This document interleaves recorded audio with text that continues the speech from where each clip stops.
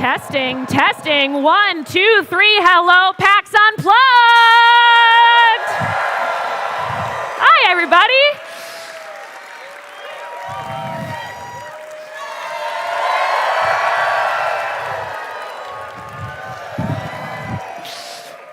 Welcome to Building What's Next with Daggerheart. We're very happy to have you all. How did everybody survive getting through Philadelphia during the marathon?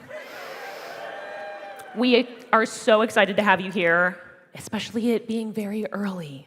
So thank you for coming out. We've got a lot to get through. But first, I would like to welcome you to day 186 of Daggerheart being alive.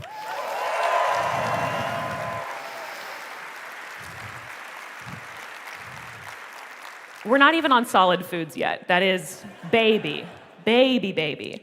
But we're very excited, and many of you may have heard, we announced an expansion for Hope and Fear coming next summer.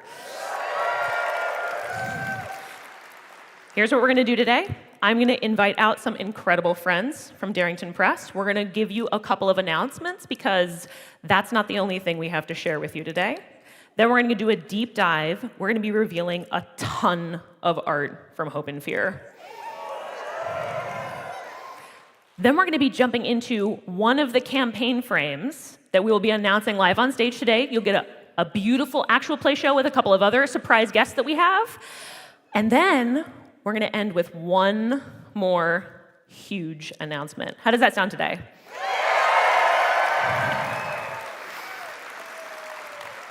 How many of you were at our live show for Gen Con this year? So if I say we're just, you know to say, teach the people, because today's 186 and we're just. Please welcome Matt Mercer, Spenser Starke, Rowan Hall, and Jeremy Crawford.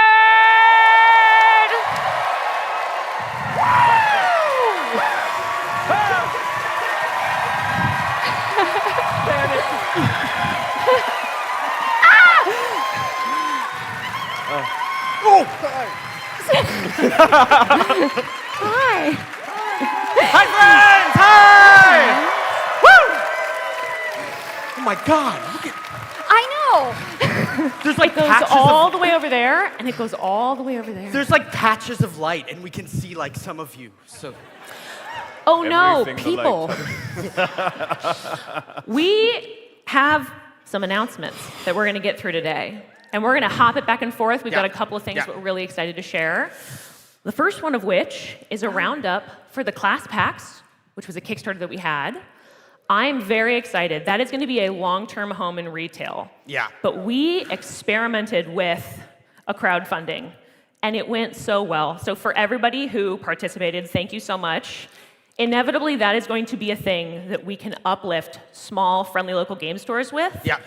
And I'm really excited to have that coming next summer. So thanks for everybody who participated in Thank you. class PAX. Thank you, friends. I'm gonna wander over this way because I feel like everyone over here is. Hi. Rowan, would you like to take? Would you take the next one to these lovely people over here? Only to you. So, Legends of Evantris. You know, our wonderful, amazing friends, Dust and Damnation, the mini-series, their take on the Weird West of Daggerheart, Colossus of the Drylands. So last week they wrapped up on that campaign. You can watch it on the VODs.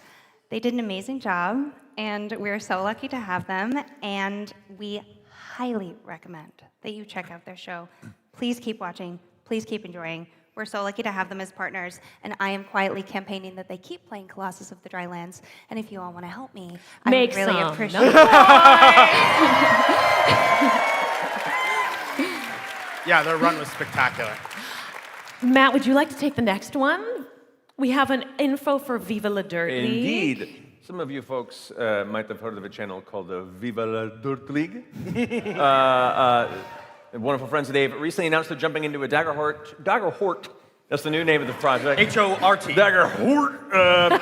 It's a short-run series set in the Beast Feast campaign frame that we had shown on stage here last year as well. Yeah. But I mean, that's maybe it's not quite enough for the full A announcement. couple of I think. episodes isn't enough. We should Yeah. do some more. So we're happy to announce that they're kicking off a 30-episode series that starts in January of this next year. It's just a couple months away, if even. 1 month away. Oh my God, the year's almost over. It's happening right now, I know. That's going to be jumping off in January, so we'll be paying attention to them there. We're very excited to have them joining the Super Daggerheart happy to family. This just says, Elise, VTTs, they're coming. That's it.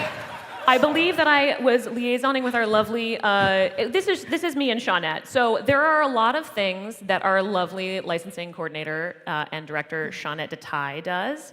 This is the business back end. She's a badass. Any of the incredible Thank you, ingestion of translations and localization into other languages, our licensing partners, that is all Shawnette.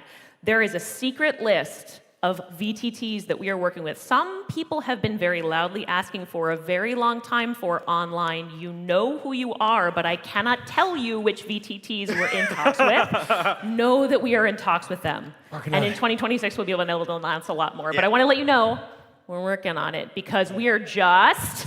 Getting started. Getting started. Daggerheart. Daggerheart.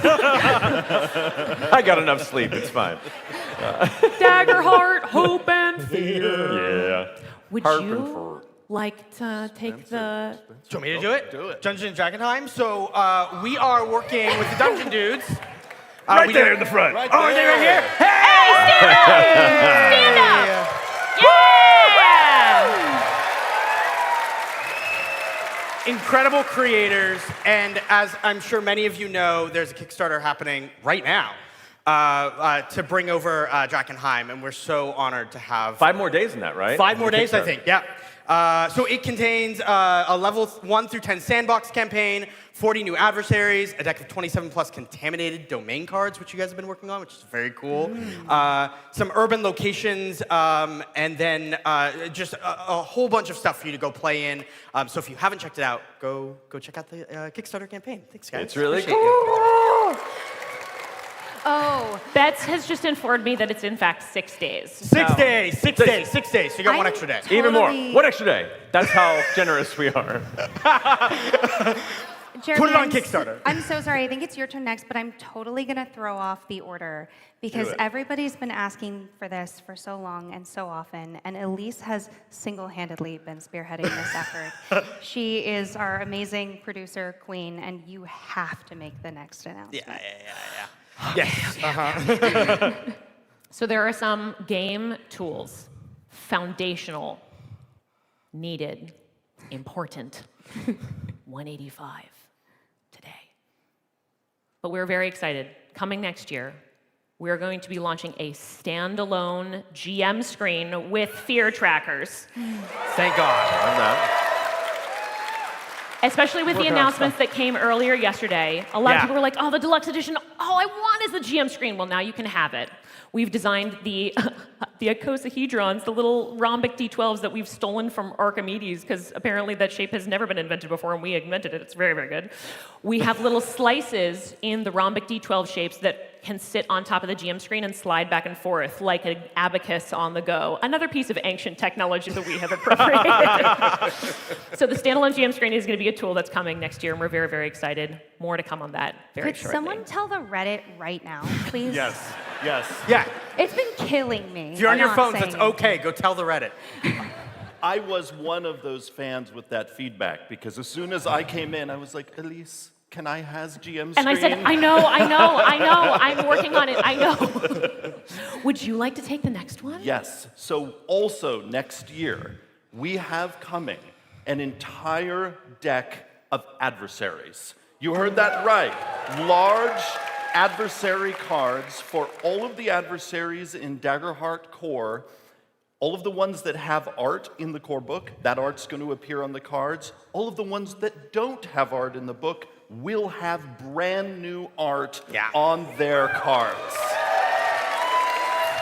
This is something that we've wanted since the beginning, and we had to see, of course, how the game does before you start making ancillary products. But I've always dreamed of like building encounters just by grabbing cards in the same way that players kind of do. And so I'm really excited. Can for I this to actually be give a part. little behind the scenes? Sure. Since OG Daggerheart, Spenser would print out special business cards with like Vistaprint that were about yay big Yeah. and write in super tiny handwriting the adversaries that he came up with on the fly during sessions. And then they got upgraded to bigger cards, Yeah. and then they were little sheets of paper. They're index cards at one point, and so that's always been kind of the vision. But of course, with how many cards we had in core, we had to streamline everything. So we're very excited that that is coming to all of you. Would you like to take the next one? Oh, that's fun. So the other thing is for players. We haven't forgotten about you so far. Those are all GM tools. We're also releasing a dice tome of rolling. This is a soft leather case that holds dice for Daggerheart, but it also holds your cards. We made sure that it holds the exact amount that goes in a class pack. Or as level 10? A level 10 character. That's kind of our, class packs are more, so that's like our baseline. And it all seals up, and you can toss it in your backpack and beat it up for the next however many years you're playing Daggerheart. Accessories. Would you like to take this last one, Matt? 'Cause Yeah, this is one totally. I'm very excited about. This is a very big deal. Yeah. Any of you folks here been part of or played for Free RPG Day? Yeah. All right. If you haven't, you should. It's free RPGs. It's free. It's great.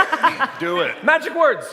Free RPG. But for those of you who are looking to find more ways to play Daggerheart, we're actually partnering with Free RPG Day to bring another adventure to the Sablewood, to all participating game stores all over. There are few folks that were lucky enough to play the earlier Dying Spire Gen Con kind of pre-made game experience adventure. This actually continues that story onward. It continues the story of the Daggerheart's Quick Start adventure. Yeah, Sablewood at level Messenger. 2. So Dying Spire will be no longer just something that is reserved for the GMs at Gen Con. It will be a wide adventure for everybody to implement. So if you played the Quick Start and you're like, what do I do next? Yeah. Jump into Dying Spire. So it'll be free RPG Day, free for everybody. Yeah. Characters have gotten a little boost on the pre-gens, got new art. There's a bunch of hardier adversaries and environments as part of that package. Yeah. It's all a full update to it and continuation to then inspire you to take that into your own home campaign, which is fun. I think if I did the math right, if there are over 1,800 stores and every store gets a 12-pack and every pack includes enough for 6 players, I think over 90,000 people will have an opportunity to play that for So Free cool. RPG Day next year. Woo! That's great. I now have a clicker. Oh, God. And Watch it has out. a button, which means it's time to reveal art for Hope and Fear. Yes, let's do it. Hope and Fear. Hope and Fear. Is there a screen? Oh, yeah, we can see. Oh, yeah. Is this? Yeah, is it it literally happened right there. It's, Hi, I'm so sorry. Thank you. It's right It's there. gonna be okay. It's right there. That one's for fine. you. This is for them. well-oiled machine. This one's just for me. It's good. Like that was for them. I and this was also for- didn't realize. I didn't even see it. So, shall I start Yeah, with let's our start. ancestries? Let's start. Bring it in. We are revealing. I just need a minute. Hang on. So beautiful. We are revealing our lovely ancestors for this. We have Rowan. We have an Aetheris. No, this is a. Oh, God. So these that's are a just going to scroll in the Skykin. background. They're just going to scroll in the background. It's right in front of me. So she was a Skykin. She's an Emberkin. Everyone, why is She's she my your favorite? That's my, yeah, She is canonically If the you best. ever wanted fire hair, that's your girl. What else we got in there? We got an Earthkin. I love him. I We want got to a get to be made advice of from him. stone. A Tidekin. Well, I love the butterfly. This is I my know. favorite. I Like, know. that's all I want. I want to just be him. That's our Tidekin. He's trouble. Yeah. I don't know what you're talking about. Let's keep this slide up for a Yeah. long There's our theory. And that's our Aetheris. Look at that. The equal and opposite of Infernus, the hot demon problem versus the hot angel problem. That's very true. And a gnome. Sweet gnome boy. What a lad. What a lad. We also have a bunch of new communities for Daggerheart. Yeah. Gorgeous. I know. Run us through, Spencer, what are the ones we have fully in here? I don't know.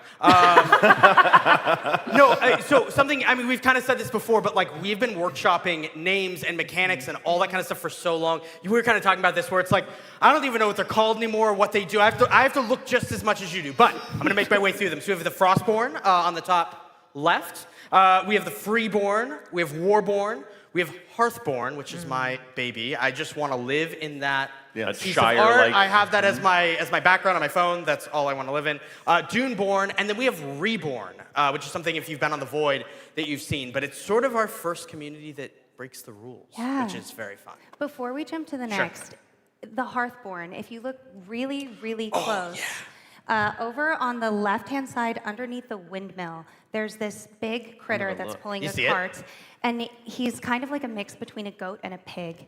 And he's so cute. He's just also a good little guy. And our brilliant artist who drew that pitched that being in there and sent us a sketch of this big pig creature just like loving on their human. And we have never said yes to something so quickly. And we have since asked for the adventure of this little guy, the story of this little guy. This entire community is only about this one little pig creature, as far as I'm concerned. So if you do ever play Hearthborn, please include this pigrum in your campaign. He's eating his own basket of apples. He's just a good boy. Look at him. Him's a good boy. We You then can also include have... him in the Warborn if you really want to be mean about it. Oh, yeah. We also have our transformation cards.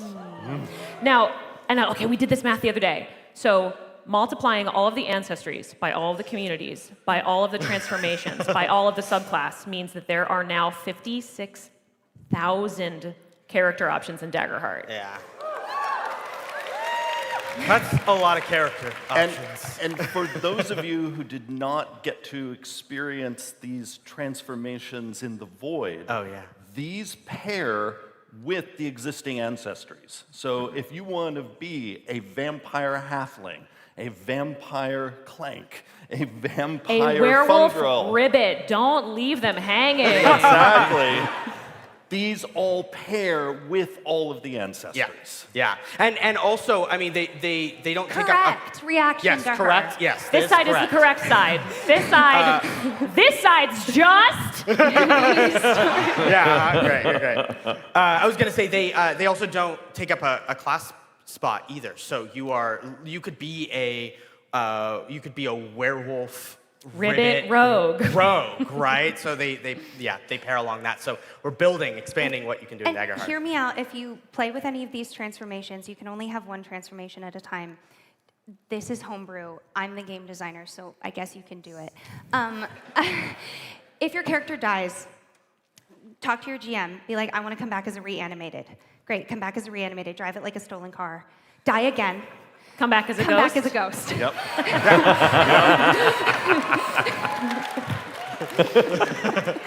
Die again. Die again. Come back as a demigod? Yes.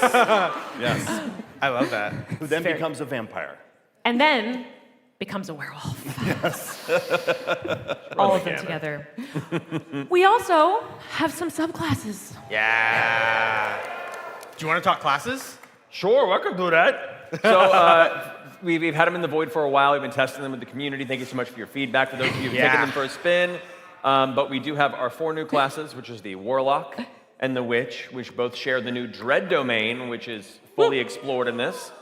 And then we have the Brawler and the Assassin, which are their own flavor of awesome, each with their own 2 unique subclasses. You got Pugilist's flavor, full-on barroom brawler. You have your classic kind of trained martial artist character. Yeah. There they are. That's the martial artists. Really, really fun class options. I'm a big fan of the brawler personally. Yeah. Yes, correct. But Correct. these are so fun, very unique flavors, and a lot of customization options there. And of course, along with the 2 classes, the Witch and the Warlock, we have the Dread domain. Yes. The Dread domain. This is your baby. You were working on this. This is my Hey, Matt, I started with your favorite one. Did you? Yes, I did. Yeah.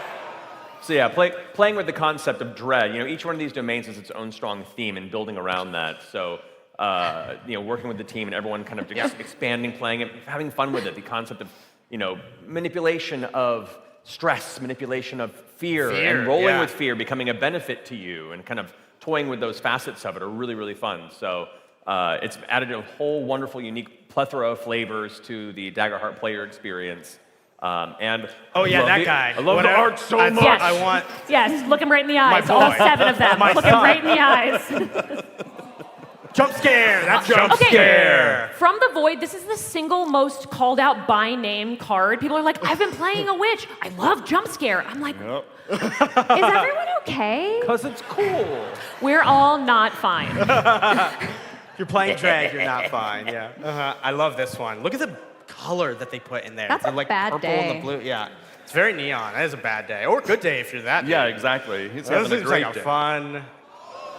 Okay. This is Jenny Tan, and every single time one of their artworks comes up on stage, that is the exact reaction we get every This is time. this is it. Yes. That's Can I tell everything. another weird fact about the book? So if you remember the vampire, who you all had an awesome reaction to, correct? She's also licking blood off her hands, which means there's 2 hot women licking blood off their hands in Hope and Fear, which is a statistically relevant number.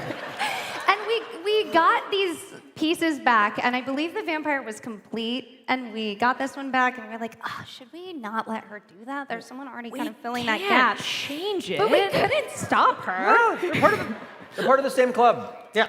They hang out on Sundays, Lick blood. share stories, Yeah. lick blood. That's what you They're do. married. They are canonically now married. We also have some campaign frames in this lovely thing. Would you like to take a peek at those? Yeah. We're going to pair them 2 and 2 because the art would not fit on the slides. So we're going to start with, adversaries. Surprise. Adversaries. So many cool adversaries. How many adversaries do we have? Over 130. Yes, that was the right response. What? Tier 1 to Tier 4. These are tiny little guys. I'm the one with the thimble on his head, bottom right, and the needle for a sword. Grimling Warband. That's our I'm the whole one with team. the scissors. Yeah. All of us. So what I love is that on top of all of the juicy new character options, this book is essentially an entire bestiary. Yeah. And you are getting adversaries a go-go for every single tier. Yeah. And also environments. We have a bunch of new environments as well, which I'm really excited for. Including a masquerade ball. Correct. Yes. Good. Hell We yeah, my made it people. for you in particular, random citizen. But there's a lot here. And again, in any of these illustrations shown today, this has been our one-hit wonder. Nope, that's the exact opposite. A hit it first on the same time every time. Sean Ellis, who's been our incredible art director. I feel like we all concepted the adversary deck just to continue to have Sean do art for forever. Yeah. Yes. Which is incredible. Sean's the best. Now, Is it now? we have campaign frames. Jeremy. We have one that Chris Perkins and Jeremy Crawford might have worked on. Would you like to introduce? Yeah, you talking about that one? Yes. So Chris and I had the honor of contributing one of the 4 campaign frames in this book. And you can see on the right side an image from it, which is Reign of the Were-Dragon. And this is going to be a campaign frame that is all about diving into a dark fairy tale. And it really is helping, as the other 3 campaign frames in this book do, really show just how expansive Daggerheart is. It can include so many different genres of heroic fantasy play, now including dark fantasy in a fairy tale way where you are going to be under the shadow of this dragon's wings wherever you go in this dark kingdom. Yeah. So cool. And then the other one we have. Yeah. Yes, thank you. We're so excited. And actually, we talked about it in the interview, so can I talk about it here? One of the things that we did that, when we read it. So we really wanted to create a collaborative way for players to be involved in building a big bad. So there's sort of one big bad evil guy. It's the Were-Dragon Queen in this in particular. And so one of the things that we were always kind of facing in these kinds of campaigns was like, how do we make players care about this? And so in this campaign, during your session 0, you're going to collaboratively be building what this big bad is like together in sort of a prompt mini game. And then once you all have built her together, then you're going to go into your characters and play. And so, yeah, go ahead. Rowan, what was the inspiration for that? Yeah. So Darrington Press is so lucky to be able to publish For the Queen by Alex Roberts, which is... If you haven't played it, it's an incredible game. Spenser and I have said loudly and often that it is the best TTRPG ever written, period, full stop. And it was very much inspired by For the Queen. So as you create this character together, you get to decide what she looks like, her personality, who she's having affairs with, and we are so excited. It was our absolute honor to take what inspired us from For the Queen and bring it to Daggerheart. It has long been a journey of Spenser's and mine, and Jeremy and Chris getting in the trenches with us was just above and beyond. Yeah, so cool. Anyway, if you haven't played For the Queen, go check it out, and then come play it in Reign of the Were-Dragon. Second, we have Journey to Horizon. Journey to Horizon is the one on the left. Ooh, is everybody okay? Are you okay? Yeah? Okay. Thumbs up from the crew. Thank you, crew. Thank you, crew. Journey to Horizon is a very classic fantasy kind of campaign frame. If you've played Witherwild or read Witherwild in the core book, you know that that one is kind of like bread and butter fantasy in core. We wanted to do something that was also bread and butter fantasy in Hope and Fear, but Witherwild is a complexity 1. Very simple, easy to get into. I wanted something that was a complexity 4, but was classic. And so what we did is we took the thing that so many people have been asking for, which is travel, journey, and we made a campaign frame that teaches you how to run a unique style hex crawl in Daggerheart. So most hex crawls are very OSR. We have a little bit of inspiration from that, very old school kind of play. We've taken what we love from that and built out what we think is a really cool way to be able to do long-term travel in the game. So you have a 30 to 40 session sort of planned out big map where you are emerging after 1,000 years in a sanctuary, sort of Fallout style. Emerging after 1,000 years inside the sanctuary, you have an old map of what this place used to be. And then, as you emerge, you are then moving across this landscape and mapping out what this new land is. Somebody on the Reddit this morning was like, oh man, we're going to have to wait another whole year for a Wes March's campaign surprise. It's right here. Anyway, I'm very excited for this one. This one was a big swing, and we got lots of collaborators on it. So it has been a huge undertaking. As those of you who have played those kinds of games know, it's striking the balance between the narrative forward play and sort of the hex crawl, hex map style play was something that was a big challenge, and I'm really excited for you to see what we can. And that's only half of them. We got 2 more. Oh, please. One of the things I love about this campaign frame is it really highlights that every campaign frame is not only a place where you can, of course, do a campaign, but it is also a toy box out of which you can pull tech to use for other campaigns. Yeah, so totally. the hex crawl experience here, if you want to pair it with another campaign frame, with a world of your own design, you can do it. Oh, take the tech. So you're saying put a Colossus in Horizon? Exactly. If you love the villain building system in Reign of the Were-Dragon, take it and use it to build another arch-villain. Yeah. Each of these is a jumping-off point for countless campaigns of your creation. Yeah. Let's do 2 more because I think we're just Getting started. I love it. God, I love pushing that button. We've Getting got started. 2 more fun ones. So you might have noticed that there were some transformation cards that really had an impact on hope and fear, and we figured we would give you a little bit of a setting that really took them out to dinner for a long 4-course meal. Oh, so the one on the left is Daggerheart of Andaloria. It was the first campaign frame that we conceived of for this book, and it is gothic horror. It is Van Helsing, it is monster hunting, it maybe has a little bit of Constantine in there. Maybe a little Vampire Hunter D, yeah. maybe a little...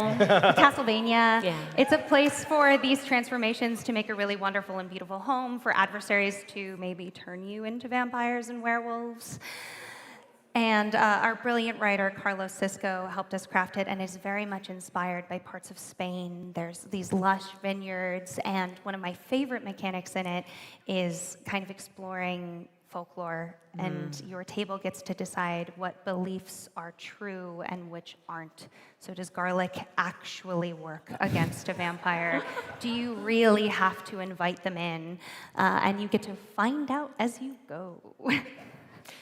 And then we have, I think one of you coined Hope Punk. Sticker punk. We've got Castle High. Castle High. We worked with the incredible designers of Slug Blasters, if you know Mikey and Cass. Yeah.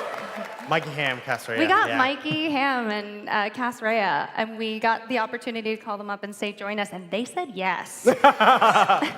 This is boarding school in the sky. This is kids going missing, mysteries on the night, teachers lying, student uprising. Gotta solve a mystery.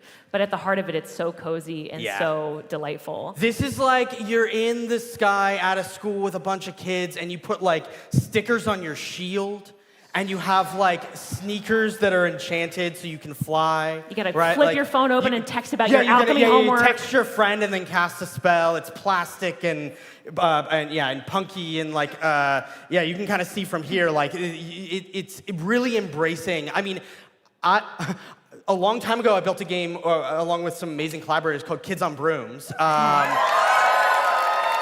And so when Mikey and Cass pitched this, I was like, oh, I'm coming home. This is where I want to live. I want to be here.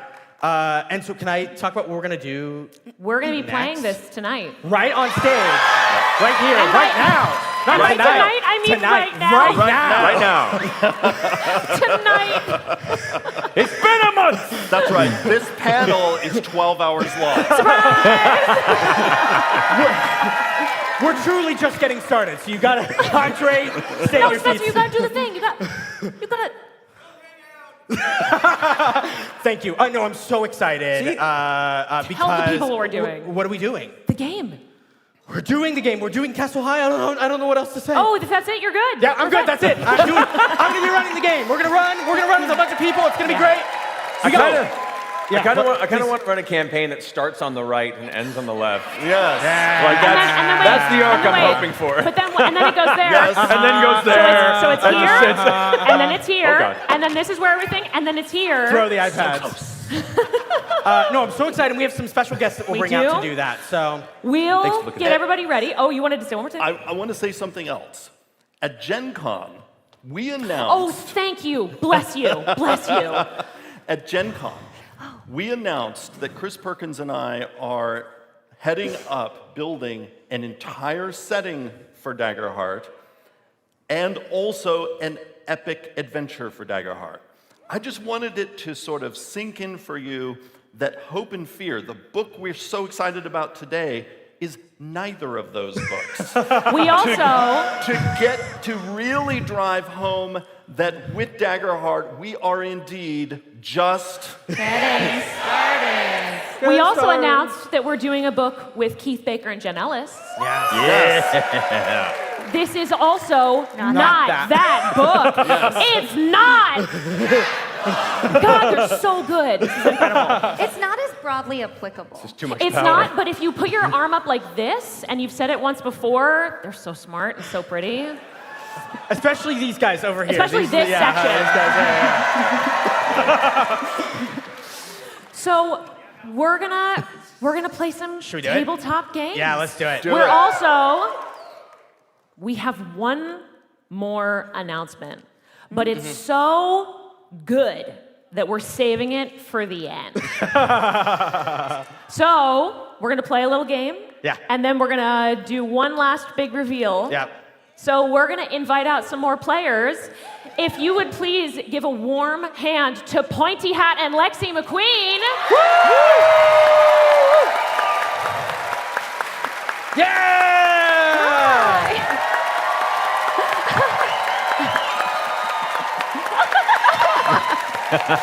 We'll let you guys get set up. Let's do it.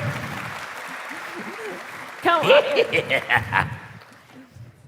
Oh my gosh. Say it again. Nobody I'll sit with you. Nice. Sure.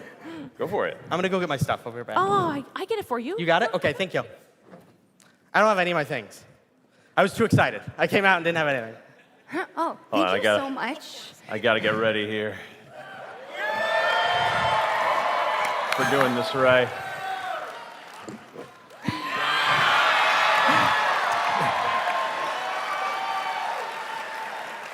Ooh. Yeah, there we go. Oh, yeah. Okay, perfect. I actually I think dressed they're like in here, that actually. for a little bit of middle school. That was actually the kind of clothing that I used to wear. Hell yeah. Evan, this Bringing is it back for for all of us. you. Here you go, my friend. Evan. Thank you. Thank you. Shout Oh, out. you got it? I Thank got you. it. Thank you. Oh, and this is going to Rowan, so this can also go that way. Here you go. Thank you so much. Thank you. Yeah. We're good. We're good. We're going. Oh my God, I got 2 waters? Fancy. Thanks for being here, Lexi. Hi, friends. Hi. Hi. Let's do a game. Oh, please. Thank you. So we're gonna play in Castle High. Castle High, as we sort of introduced here, is a game about playing in the sky. They're playing, all these wonderful humans are gonna be playing students at Castle High. So we're gonna do a little bit of introductions first, and then we're gonna kind of build out who you are. We literally are gonna do like a micro session 0 here on stage. So you can kind of see who everybody is and what their relationships are, and then we're gonna jump into a little bit of a story. Let's start, Rowan, let's start with you. Let's start left. Oh no.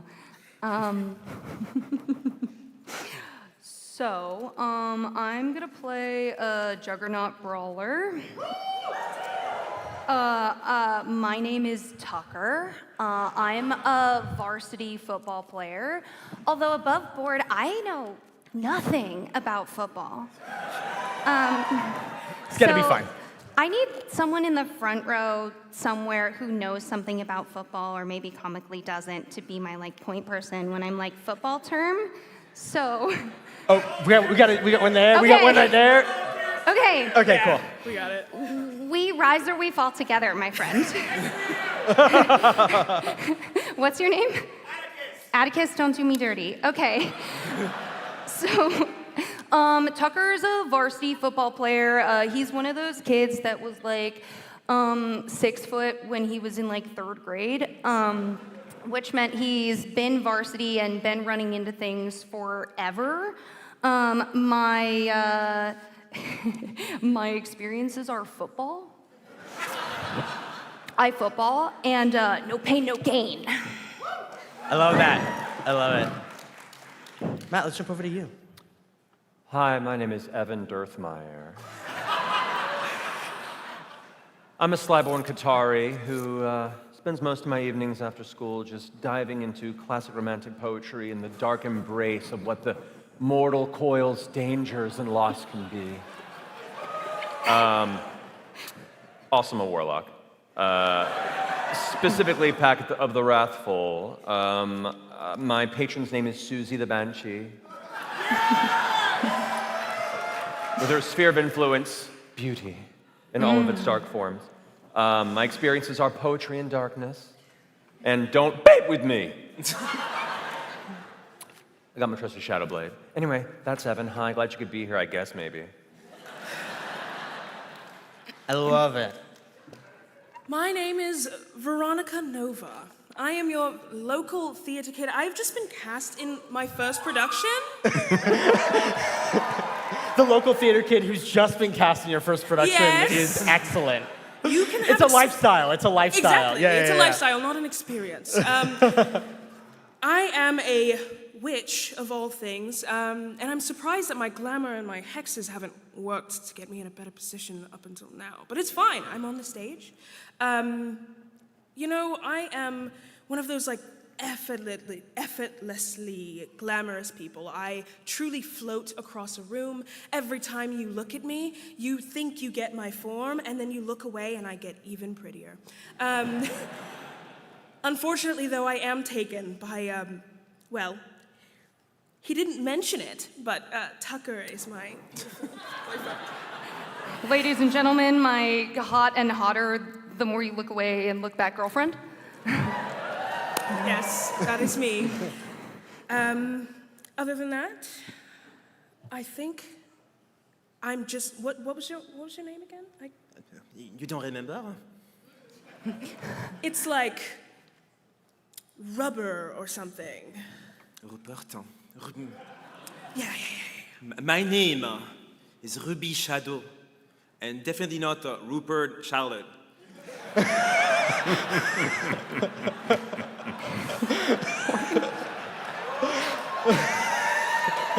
I am an homme assassin of the Poisoners Guild, which means I am in the lab a lot. That's what I call the Poisoners Guild. The comings and goings of the general populace of the school do not bother me. I am above them.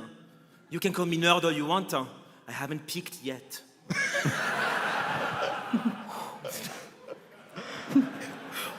Incredible.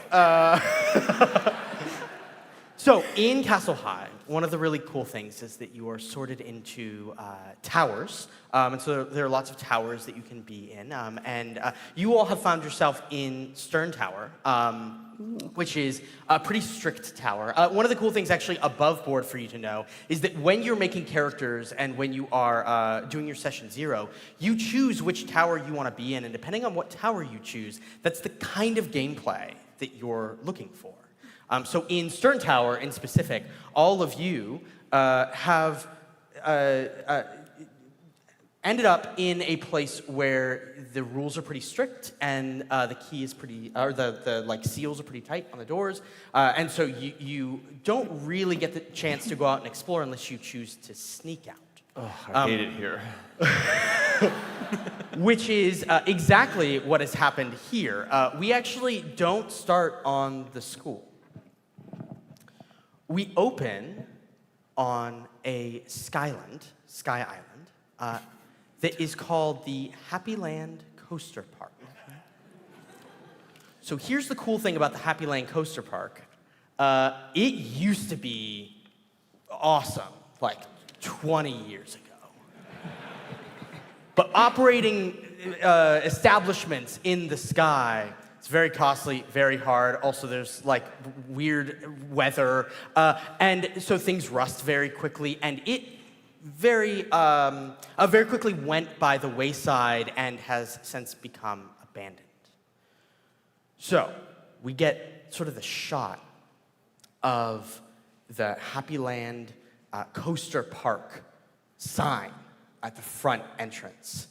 And the P has been sort of like, the part of it has been erased so that the first letter, the P, the like curve of the P has been colored in, and then the K has been crossed out and made into a T. So now it says Happy Land Coaster Fart.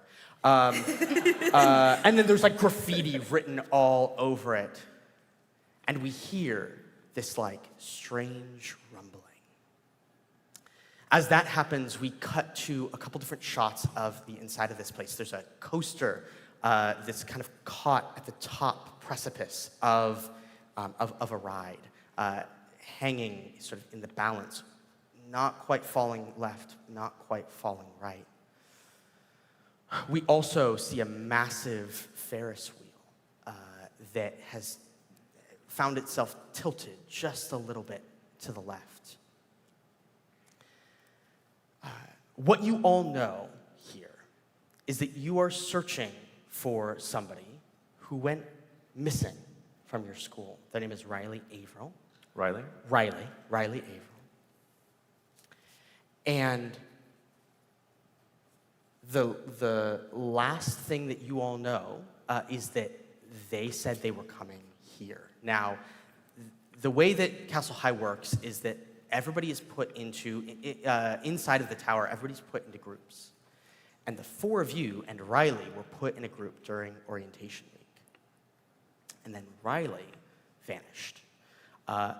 So that's sort of what you know as we're cutting through the images here. We finally land on a massive banner that is like hanging down. It used to hang across, kind of like, if you'll look up, kind of like this thing right here, the like grid. It used to be hanging across a major section, and now it has sort of fallen away, and there's a large banner that covers a section. Don't worry, that is very well situated up yes, there. that's not gonna fall on you. Strongly held. You're fine. Yeah. I wonder why you made the Dread domain. I made the blood domain. What are you saying? As we sit in that shot and we see this sort of banner blowing in the breeze, all of a sudden, four figures come bursting through it, and behind them, a massive dragon chasing them. We see these four figures curl up into the sky as the dragon pulls up to chase them as well. I want to know what the four of you are writing. So in Castle High, you get what are called sky shard artifacts. They're things that you can write on. Now, the most classic one is a broom, but they can kind of be anything. It could be a sword, it could be an animal if you want to be writing some kind of flying animal. So describe for me what each of you are writing and what sort of outfit we see you in. Let's start this way. Okay. I feel like Ruby is writing, imagine like baseline fantasy potion bottle turned upside down, and the cork, when you're about to fly, the cork flies out and the contents sort of like expel you upwards. Constantly, yeah. Love that. It's so fun. First instinct was like a curtain, like the red curtain that would be closing at theater time. I think I'm almost writing it like a carpet situation. Oh, cool. Yeah. I don't want the sunset to, end on my show. So I'm gonna write it myself. Yeah, we see the red carpet sort of whip by and fly up as the dragon chases it. So over to here. I'm gonna say I'm probably there's a massive black raven that just makes these soft little sounds. Like even it doesn't want to put too much effort into it, and its claws are just clutching me as I'm dangling behind it. Like I don't want to be there, but I'm going with it anyway. We see the dragon snapping at your feet as the crow flies you higher. Oh no. Close to death again. Hey, Atticus, what's the armor that the little football guys wear when they play? I'm here for this. It's your opportunity to lie now. Shoulder pads. Shoulder pads. Good.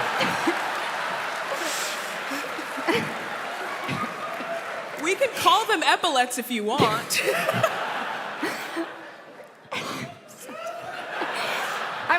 My shoulder pads make me fly like yeah. They have little wing things, but I'm flying when a football guy runs like this and they have the football here and they do this. Yeah. No. Stiff arm? Yeah? I'm flying like that. Purest form of role play. Yes. Yeah. Stepping into the shoes of someone a little different than me. I just picked the character that was me at heart.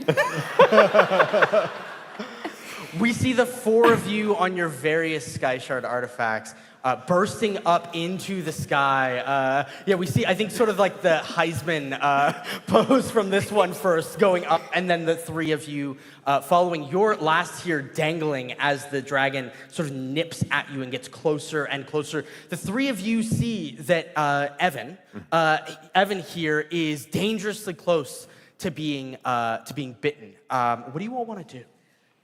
I think I just kind of look down. I think over the edges of this like unfurling cloth, I will look down, see the dragon barely catch you. And I'll say, no, that won't do. And I'm going to use my voice of dread. Oh, yeah, okay. Speak directly into the ears. I will get close as I need to. I don't care about the danger. I can torment them with my words. Yeah. So I think I'm just gonna start like going down. I think I'm like, you wouldn't have lasted one day on this stage. You're so lucky I'm here. And I will try Is that to Evan or the dragon? I'm assuming to Evan, but... Oh, it's absolutely, it's to the dragon. Oh, but okay, I'm like, great. Sure. The dragon is absolutely my theater teacher that I'm like really mad about. You're just projecting. Yeah, projecting for sure. You had a dragon theater teacher back in the day, and it was, yeah. It's rough, They're so pompous. Yeah. It's annoying. You can't get anything. So you're making a spellcast roll. Great. Absolutely. Go ahead and make that.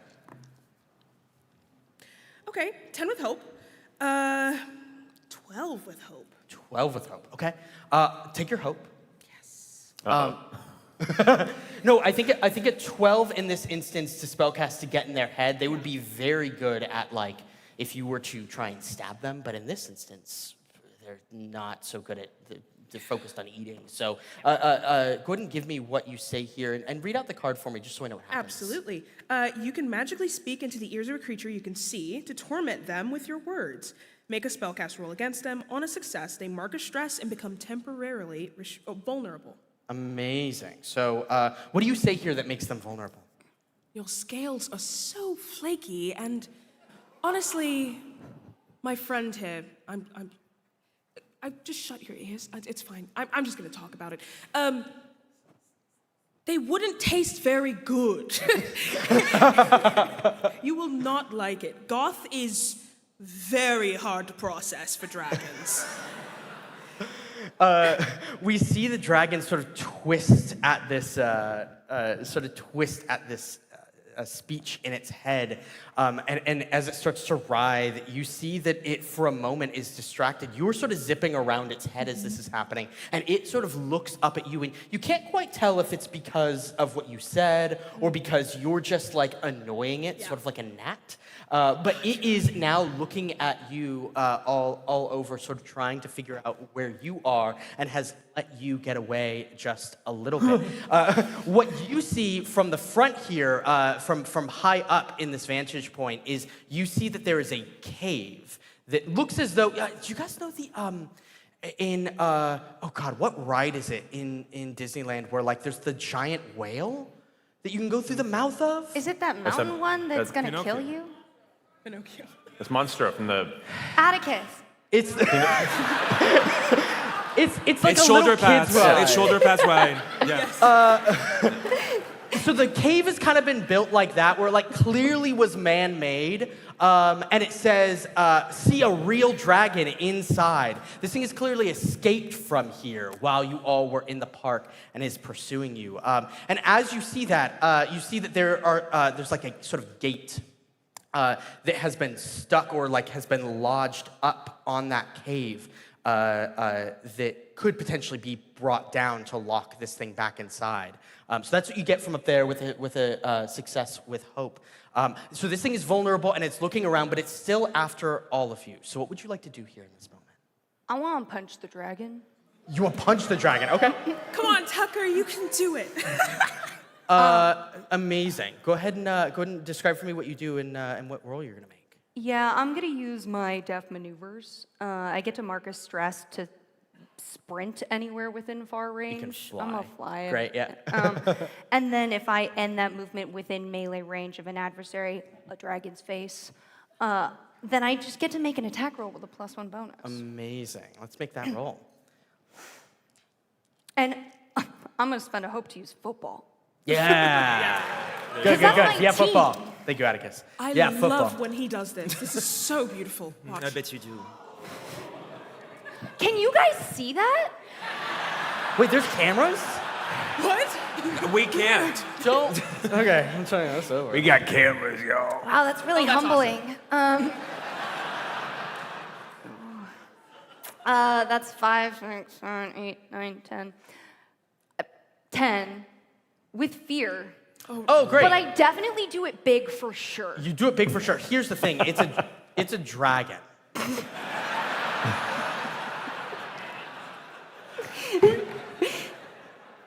Oh, it is vulnerable. So roll a d6 because you have advantage on it. Yeah, because God, my girlfriend is so hot and awesome. the What the heck? What number did I even say? It was 10. Thank you. 14 with fear. Great. It's a dragon. I play football. Yeah, but football. Yeah, you go over and you hit one of the scales, and like you said, it's a little flaky. You hit it and it falls off and it angers the dragon. It's gonna, in return, make an attack on you here. That's fair. But that is a 1. It would be a 7 because of the modifiers, but it's still only a 7. Football 0, dragon 0. So it goes to grab onto you as you punch it. And what maneuver do you pull here that you're used to in playing football that allows you? You can just make it up. for us the maneuver, It doesn't need to please. be an actual football term. No, But no, I disagree. What's the name? What play have you done before with your team? What's the play called that prepares you for this moment? Well, since I'm the football guy that hits the other guys so that the fast, tinier guy can run the ball. Huh? What? Good. I definitely, after I hit it, I immediately do a Heisman. Sure, great. Whatever that, yeah. And it bounces off my super hot shoulder epaulets, and I'm just awesome, and I roll away with my football. Yeah, we see you fake one direction and then go the other as the dragon reaches Yeah, down that's what I and said. tries to snap at you. I love I that. think, like, as soon as you're safe, a moment too late, just a blood curdling. Ah! As if you're in danger, I'm just blood curdling scream. Oh, he's fine. He's fine. We're good. As that happens, that was with fear, but you got attacked, so play passes back to all of you. What would you like to do here? Yeah. Well, we're trying to lead into that cave, I believe. Whatever you'd like to do, but you can see that is a place that you could take this if you want. Yeah, I think that Ruby's gonna be like, yeah, this is actually according to my plan. And I'm gonna try to use sort of like the fall off of my floating potion to kind of create a trail towards that. I would like to use my Poisoner's Guild ability to create a Gorgon Roost potion. Okay. And sort of lead like with that sort of like added like reduction in difficulty, see if I can like try to guide it. So what you would do with the Poisoner's Guild, the Gorgon Root thing, is you would make an attack, and if you hit it, then it will reduce how much damage it has. But we'll also say, flavoring-wise here, it will draw the attention to you so that you can bring it in what direction you want. So that sounds great. So you're going to fly down and try and poke this thing. How do you administer your poison? So I think that like this is a sort of like, once again, I'm so sorry for saying this 7 times because it's about to, but Invader Zim situation, I think that he produces some sort of concoction from, I'm gonna say cargo pants. Okay, yeah, love it. Yeah, good. Fantasy cargo pants. Fantasy cargo pants. Yeah, it's right next to the fantasy shoulder pads. He sort of opens apart, drops it into the flying machine, and that actually changes the potion. That's how I'm trying to deliver it. I love it. Let's do it. Solid? Yeah. Yeah, let's make a roll. So I'm gonna do the Twisted Dagger, so I guess like that's also in effect. Okay, so that is a 13, no, a little bit more, a 15 with fear. 15 with fear. Great. Yeah. I'll take the fear. That's right? Yes. So it's going to work. You're going to roll your damage here. Okay. But you're also going to draw its ire. So go ahead and make your damage roll here. Oh, it's a 1, but I reroll ones because I'm an assassin. You do. Nice. It's a 7, that's a 1. I thought it was a 1. It's a 7 plus 1 plus 2, I believe. Yes. I have a cheat. Yes, so a 7 plus 1, 8 plus 2, 10. 10 points of damage. 10. Yeah. Oh, yeah, go ahead. Sorry. Please. If the target matches threshold, it considers it having a -2 penalty because of my weapon. Right. Yeah. So you're gonna do major damage to it. How do you get? Yeah. Great. Amazing. How do you get How do you get it in there so that it actually affects it? I think I'm like literally as I'm dropping the contents to create the Gorgon Brood potion. Yeah. I am dropping in a dagger, and the dagger is ejected through my flying machine into the dragon. So cool. So here's what we see here. You go over and just punch the scale. One little scale falls off. We watch you dash this dagger into the potion. It ejects out of it, flies through the air, and hits straight on the spot that you revealed with this. Oh, that you revealed with the scale. Yeah, football. As you revealed with the scale, and it hits just in the meaty part of the dragon, and we see it starts to like take effect on its body, and for just a moment, its joints become a little crunchy. A little crunchy. But it draws its attention towards you. It's going to reach out. I'm going to spend a fear here as we make this attack to make it an advantage. So it's going to jump down at you, and that's going to be a 16 to hit. That hits a little bit. Great. First blood. Great. And we're going to do a... There it is. You got very lucky. I rolled a 2 on a d20. That's going to be 12, 15 points Am I in of very physical damage. close range? What'd you say? Am I in very close range of my friend? Yeah, because you two were right there. I mean, how far away did you shoot this thing from? So close to Evan. No, it's so close to Tucker, actually. What's the range on your weapon? No, it's melee. Yeah, so you had to be right there to do that. So you two are very close in this instance as it's like bearing down on you having been hit. Are you going to jump in with? Yeah, that's my teammate, and I am your shield. And so I'm going to mark a stress, and when my guy Ruby would take damage, instead I take the damage. Yeah. What's this maneuver called? Oh no, Mercer. How'd you guess? Oh yeah, I tackled that dragon. Yeah. Good. Yeah. There you go. Bring it home. Bring it home. Yeah. That was all me. We see you hit hit your friend, sort of tackle your friend as you move them out of the way of the dragon, but the dragon does come down onto you, doing 15 points of damage. It catches you. I think it catches you by the leg and like flings you up. So you get thrown up into the sky. We see your shoulder pads fighting to keep you stable. Just like Skyrim, like physics engine. Yeah, exactly. Yeah. Just gets thrown across. We see the remnants of those old theme park, or actually not old. I mean, they're old in this instance, but they're not old normally. They're like the slingshot. Rides. Yeah. We see a slingshot ride in the foreground as we watch you get slingshotted across in the background. And as that happens, we cut back over to you. We see that you're actually holding a bundle under your arm here. And as you sort of watch this happen, we see it unfold. It is a pink sweatshirt that says Castle High on the front. This is Riley's sweatshirt that you found near the Ferris wheel when all of these attacks happened. I think in this chaos, after I watched Tucker go flying and Ruby's kind of knocked out of the way, Veronica, you're kind of preparing yourself there. The dragon's perspective as it finishes tossing Tucker, this like slow raven descends in front as I just kind of drag in front of it, kind of clutching the bundle, and I'll look up in the dragon in the face and just go, hey, I know it's hard. Being stuck in the darkness behind the bars for so long, I know the pain and the suffering. It kind of tilts its head at you and goes, but I know who did this to you.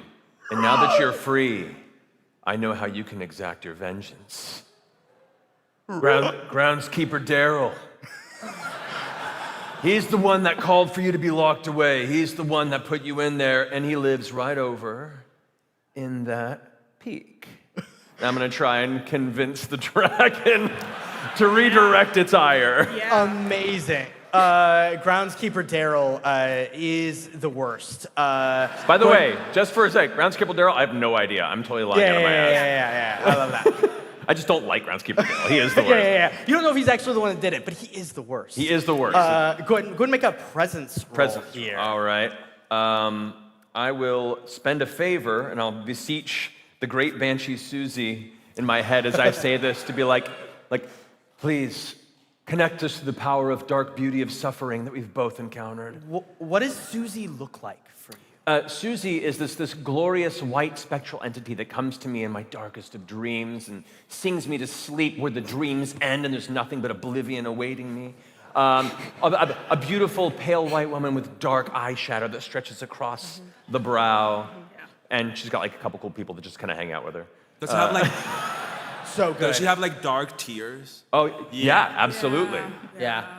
From crying and laughing. Everything makes her cry. She contains better too. For just a moment, her face is sort of interposed upon the dragons. And you are looking into the face of Susie? Yes. Her name? Of Susie here. And she smiles at you wide, granting you her gift. All right, so I will go ahead and add my patron dice to this as well. Come on.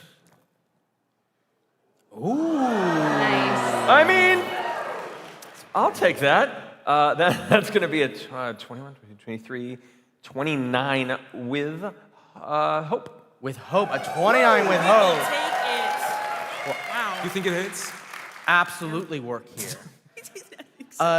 Describe for me what you watch, what range of emotions you see go through this dragon's head as it realizes that you are telling the truth. As you are climbing up off the side of probably the nearby spinning Vomitron ride that hasn't worked in 10 years, you all kind of glance as the dragon, like focusing on Susie, looks back at the cage, its bars bent, and seeing kind of the sorrow of its captivity for so long. We get like a Hitchcock push in on it, where it's like a background movie. The dragon turns back towards me, and I'm now closer to its face. I like ninja catted it a little bit, and I just kind of caress its side of its jaw and go, I know. And then point back over to where Groundskeeper Daryl was like, make him suffer. It goes, and like it flaps its wings and flies up towards Groundskeeper Daryl. And you hear as it flies, it goes, what's the rating of this panel? Can we say? Family-ish. Family. Age of 13. It says, screw you, Groundskeeper Daryl! It could talk, it just chose not to. It's crying tears as we get like, I don't know, what's a good emo song track? Oh no. Honestly, Let It Go from Frozen. That's the emoest track of all time. Sorry. But the We'll go with Fall that. Out Boy one. Isn't there like a Brendan Urie or Fall Out Boy or Panic Yes. at the Disco? Oh, or Panic at one the of Disco those? version? You're Yeah. so right. Shoulder You're the pads. unknown. Yeah. That's what it is. We get that cover, the Panic at the Disco cover of some song, as the dragon flies towards its new ire, wings tucked back, crying in the wind as it sings along to this song. And we land on all of you. I think we jump over to you at this point. You just watched your boyfriend go flying. That was so beautiful. I had an accent before. Okay. How did you? I'm just like fussing over you. What happened? Are you? You're gone. You're gone. You're not in front of me. You're flying away. I Oh think no. I'm trying to come back to you. Oh no. The carpet. I have to go. I have to race. I have to race towards. Yeah, great. We see you fly towards him with your carpet, sort of twisting and turning through the mangled mess of this park. And you finally arrive beside Tucker here. Tucker, what's going on here as your boyfriend or your girlfriend arrives?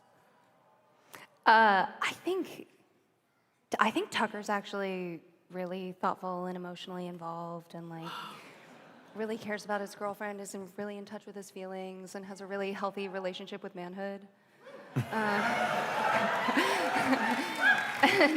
So it's like, oh my God, you didn't have to fly all the way over here. Thank you so much for being concerned with my well-being. And I really appreciate all the labor that you put in to take care of the emotional work in this relationship.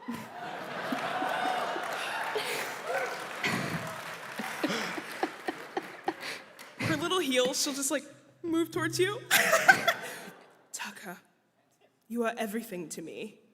And honestly, it's a lot to fly. It's a lot to fly. I'm glad that I was able to fly to you.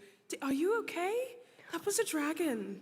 Oh yeah, I'm totally good, man. I mean, our rival team, the snakes, totally hit me harder than that, like all the time. That was just a dragon. Let's go fly back and check on everyone else. While they're having this conversation, I'm kind of gliding over next to you, Ruby, and I'm like, there's something so beautiful about the knowledge that both of them one day will die and not have each other anymore. My potion keeps puttering away. Really hard to maintain the somber tone in that. And It cannot come soon enough. But like while we're Dégoûtant. But like while we're flying back, I just want to talk to you. Like I don't have to be your everything, you know? Like you're a totally fully embodied person. Yeah. No. Like I'm fully my own person. I can do whatever I want. Hey, friends. Yeah.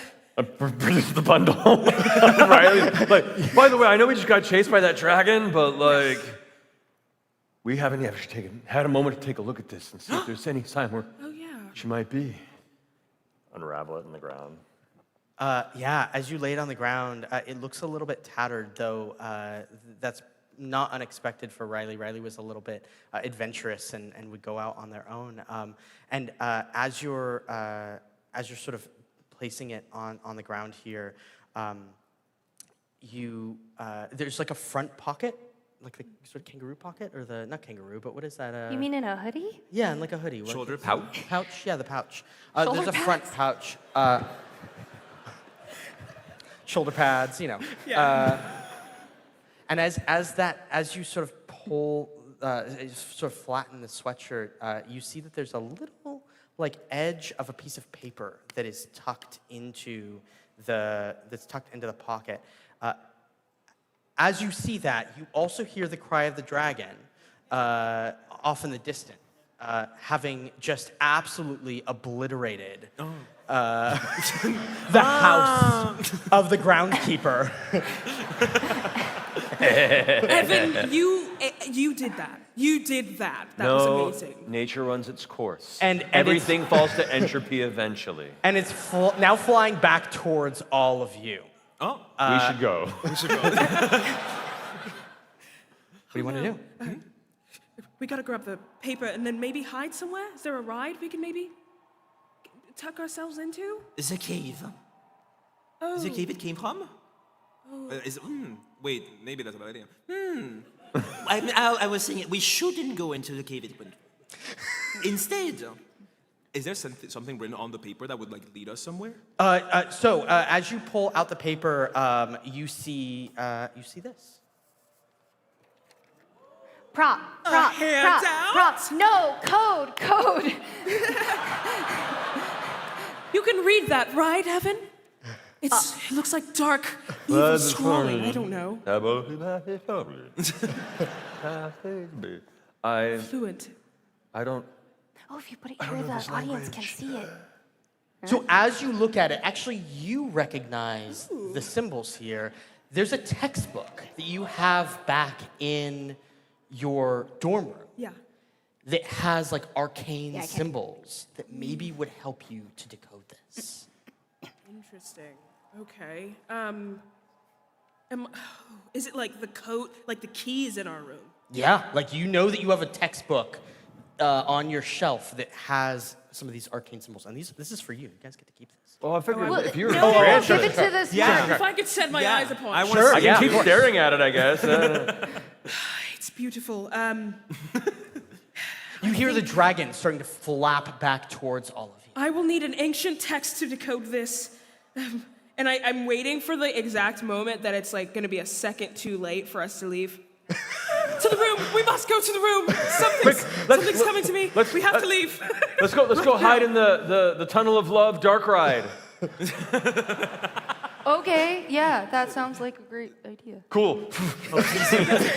Grab all of you and hide in the tunnel. You see the dragon searching overhead. It's sort of circling and then dips back down below the sky island and sort of perches itself watching on one of the edges, eyes like head turning back and forth here. This is the best chance that you're gonna have to be able to like get away. So I'm gonna have, all of you, it sounds like you wanna go back. Yeah. So in order to do that, we're gonna make a group roll to get back to Castle High. So who wants to lead that? It'll be an agility roll. I only have a +1. Did you say? Agility roll? A charity roll? Agility? Oh, agility. Oh. Who wants to lead that? Maybe you. I You're mean, the I am a you're the +1. football. You know what, team? I'll take point on this. Great. So as the dragon is kind of watching to see where you all might have gone, it turns right. And I'm going to have you all make a group roll, which means that I'm going to have the three of you sort of describe what it is that you're doing to help here or to help get away, and then you're going to roll at the end. So let's start with you. What are you doing here to help? Okay. You're hiding in the tunnel of love, correct? Yeah. Yes. Which is nervous. I've never been in here. Yeah. And now that I'm here, I'm like, I know we're being chased, but also I've never been in here. But in that chaos, kind of glancing out through the light, I'm trying to remember where your place is, and I'm going to ask the Raven to be like, hey, at the very least, let's fall behind Tucker and use your bird eyes to try and keep us focused. And so I'm going to be kind of like guiding the Raven best I can to give us the shortest path there. Love that. Go ahead and make a roll. This is a group roll, so it's a reaction roll. Yeah, so that'd be 11. 11. Okay, 11's okay. As you're sort of doing this and you're prepping, you see that there's a mirror that you walk by. It's been sort of shattered and it's dingy. But it has two outlines. It sort of has a head and shoulders on one side and a head and shoulders on the other. And as you're like talking to the Raven and you like turn, you catch yourself in the mirror. And your body is sort of sitting in the outline of one of the heads and shoulders. And then there's nobody in the outline of the heads and shoulders on the other side. I want you to take us back to the moment that you first went out on a limb and tried to tell somebody that you had a crush on them. What was that moment like? All right. It was about a year ago. You see Evan, a year younger, colorful attire. Yeah. Propeller hat. Yeah. Like beautiful blonde curls on his Big lollipop. Balloons in one his hand. guitar hat. And is just excitedly getting to school and looks over and gets a glance at Simon, who's this, really, really confident, kind of valedictorian type in class. We kind of grew up in similar classes, and finally I think I don't know, I'll say my birthday was that week. Yeah. So good. I got an extra spring in my step and just went and asked Simon if maybe we'd go get a meal or something, maybe at a malt shop. That's what the kids do, right? Yeah, malt shops. So, there's a diner. There's a diner called Cloud9 Diner, so you could have asked about that. And he said he actually already had plans because Janine asked him out, and that's the day that darkness entered my heart. He's like, oh, yeah, Janine and I are going after class. You could totally come with the two of us if you wanted. No, I'm fine, Simon. Oh. Ouch. All right, bro, good to see you. Punches you on the shoulder. And there I am staring back at that mirror. Still beautiful, though, the pain.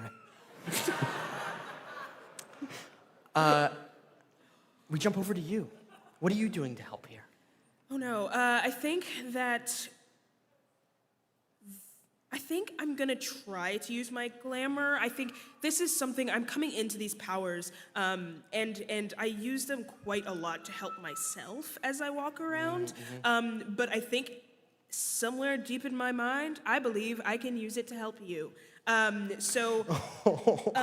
think that there is truly. I'm wearing like mostly golden gear. My skin is like dark, and there's like lava cracks, molten lava underneath.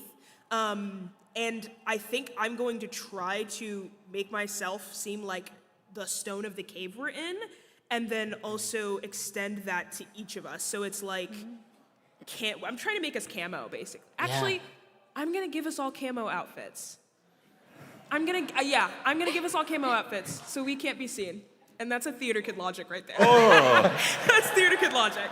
Pull your trunk out of your like thing, and it has all of your like costumes from some play that you were in. I have to carry this because Riley's missing, and we'll just drop the trunk and give each of you hopefully camouflage. So as you open that trunk, we see that there are a bunch of costumes laid out from shows that you've done. There's a number of them that you sort of prepared for this instance, but then there's one that you always keep in that trunk, and that was from a show where you were cast and then never actually had the chance to go on stage. You were removed, or somebody recast you during the rehearsal process. Tell me what that was like and who it was that they recast. Who was the person who ended up being cast instead? I've waited my entire life to play Annie. Great. Yeah. It is a hard knock life. Solidly. Part of a lifetime. Exactly. As all of you, I'm giving each of you these pieces. They are perfect. You just see her hands reach into the trunk, slowly pull out a curly red wig. It honestly, The trauma. it was strep. It was truly, I was so ready for this moment. And then it was a little, oh no. And tons and tons of throat coat, like trying to drink tea. I'm on vocal rest. Like, I didn't talk to Tucker for a week because I was like, I'm on vocal rest. That's okay, and babe. it Do what you gotta do. Yeah. And everybody loved vocal rest for me. Surprisingly made so many friends. But I think it was just this moment where I realized I couldn't do it. And once again, I waited to the last moment. Like, I really didn't want to call it, but I had to. And the understudy was someone that I trusted so much to take, like, probably actually a very close friend of mine. Probably my best friend. Okay. Yeah. I'm gonna name them. Let's name them Samantha. Yeah.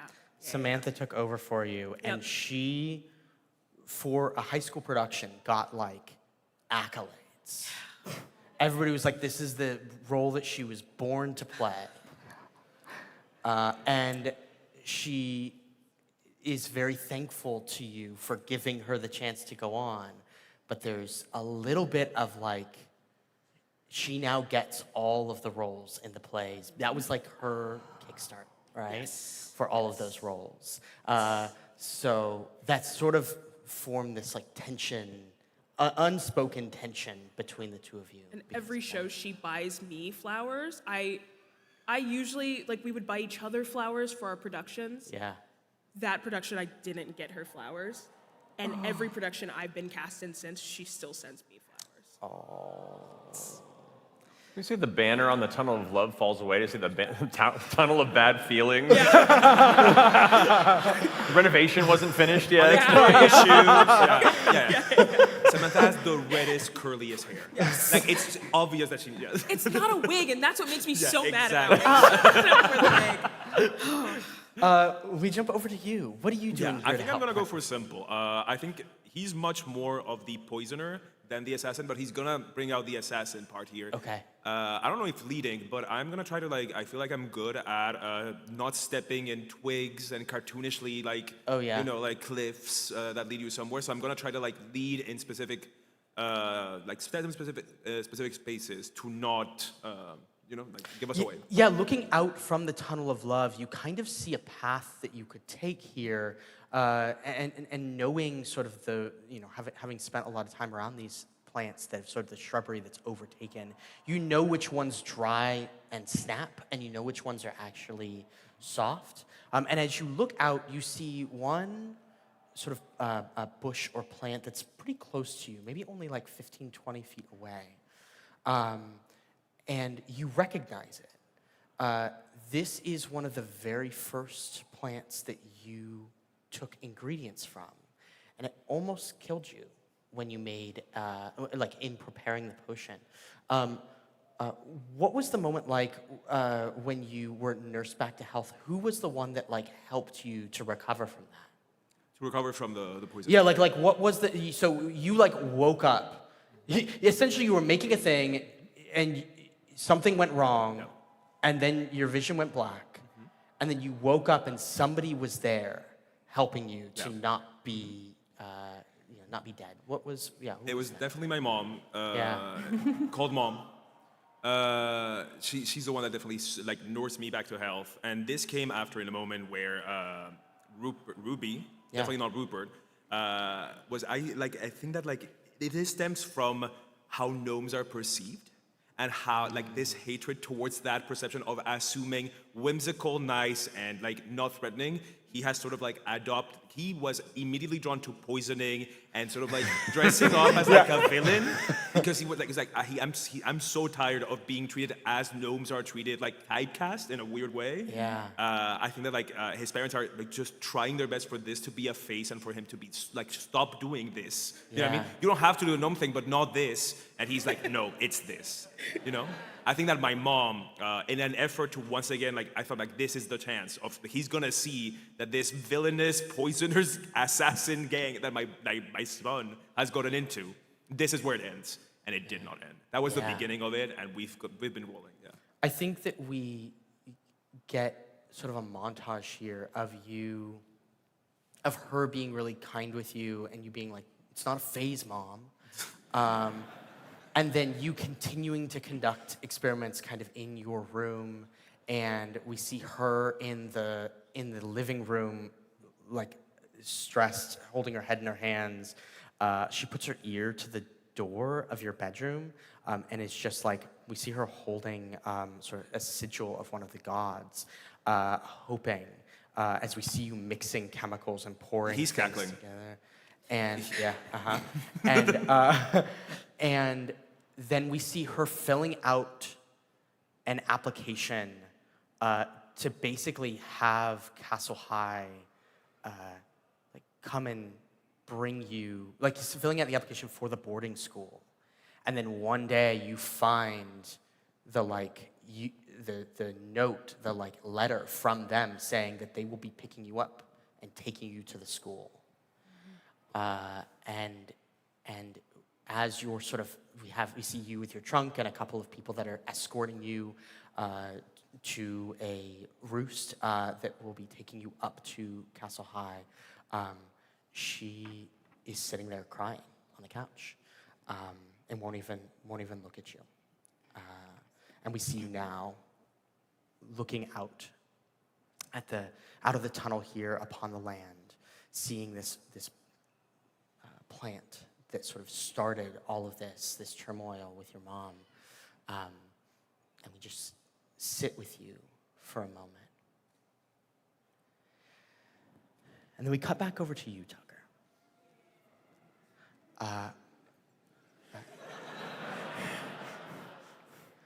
Did you make your roll? No, Go ahead and make your roll really quick. And Lexi, what were you? Did you make your Oh, you'd make your roll. Go ahead and both of you make your rolls. We cut back over to Tucker. You go. Thank you. Peter, kids first. Okay. 17. 17, With hope. great. It's a reaction roll, so no yeah, need for yeah, the hope, right. so 17. Yes. 11 with hope. Do I add? Is this finesse, for example? It would. I think it would be for you. Yeah, you're like prepping to do stuff. It might actually be here. You're scoping out a path. It's probably instinct. Got it. Sorry. Instinct is Instinct, probably okay. what it is. Yeah, it is that. It is 9, 10, 11. 11. There we go. Amazing. So 11, 17. Yours was 10. 10. All you needed was a 10.